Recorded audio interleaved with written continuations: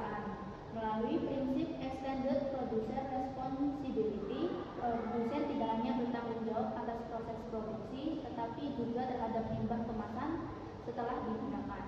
Penerapan konsep circular economy dan sustainable consumption menjadi upaya penting untuk mengurangi timbulan sampah plastik melalui pengurangan, penggunaan kembali, dan daur ulang. Indonesia telah memiliki dasar hukum untuk penerapan EPR, sehingga diperlukan penguatan implementasi, pengawasan, dan penegakan hukum agar tanggung jawab produsen dapat berjalan secara efektif. Dengan demikian, pengelolaan sampah plastik dapat dilakukan secara berkelanjutan serta mampu mengurangi pencemaran lingkungan. Dan berdasarkan kesimpulan kami ini, pertanyaan-pertanyaannya ialah: untuk yang pertama, siapa sih yang bertanggung jawab itu atas sampah plastik tersebut? Menurut kami, yang bertanggung jawab atas sampah plastik itu bukan hanya masyarakat yang membuang sampah, tetapi kita semua, termasuk juga pemerintah. Pemerintah juga punya tugas bikin aturan dan mengawasi pengelolaan sampah, yang dimana masyarakat juga harus lebih sadar gitu, buat mengurangi dan membuang sampah sembarangan atau sampah yang nggak benar itulah. Nah, perusahaan juga punya tanggung jawab, apalagi kalau kemasan produknya itu banyak ditemukan jadi sampah di sungai atau di pantai gitu. Jadi tanggung jawabnya itu bersifat sama. Untuk selanjutnya, pertanyaan akan dibacakan oleh teman saya. Dan pertanyaan kedua adalah: apakah perusahaan dapat dimintai pertanggungjawaban? Menurut kami bisa. Walaupun yang membuang sampah itu konsumen, perusahaan tetap tidak bisa lepas tangan saja. Soalnya mereka yang memproduksi kemasan tersebut, makanya perusahaan juga perlu ikut bertanggung jawab, misal dengan mengurangi penggunaan plastik sekali pakai, menggunakan kemasan yang lebih mudah didaur ulang, atau menyediakan program pengelolaan kemasan bekas.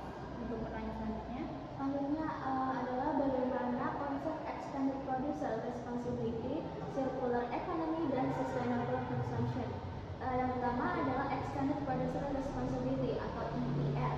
Itu intinya produsen tidak cuma bertanggung jawab sampai produknya terjual, tapi juga sampai limbah kemasannya juga. Jadi perusahaan harus ikut memikirkan bagaimana kemasan itu bisa dikelola setelah dipakai.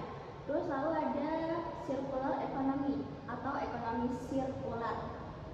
Konsepnya adalah sebisa mungkin barang atau material itu bisa dipakai terus. Misalnya dengan digunakan kembali atau didaur ulang supaya sampahnya bisa berkurang. Dan terakhir adalah sustainable consumption atau konsumsi berkelanjutan.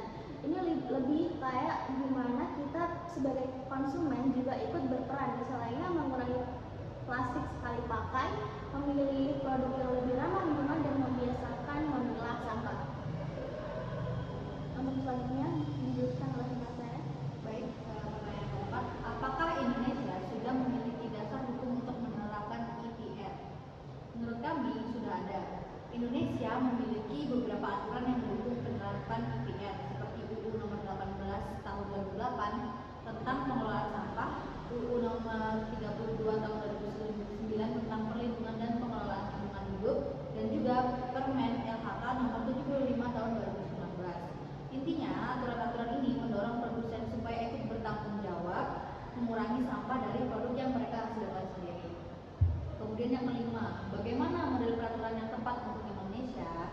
Menurut kami, model yang paling tepat, yang paling cocok adalah EPR yang sifatnya wajib dan dikombinasikan dengan konsep ekonomi sirkular. Jadi perusahaan nggak cuma fokus menjual produk, tapi juga harus ikut mengurangi penggunaan pengurangan plastik, membuat kemasan yang lebih mudah didaur ulang, kemudian ikut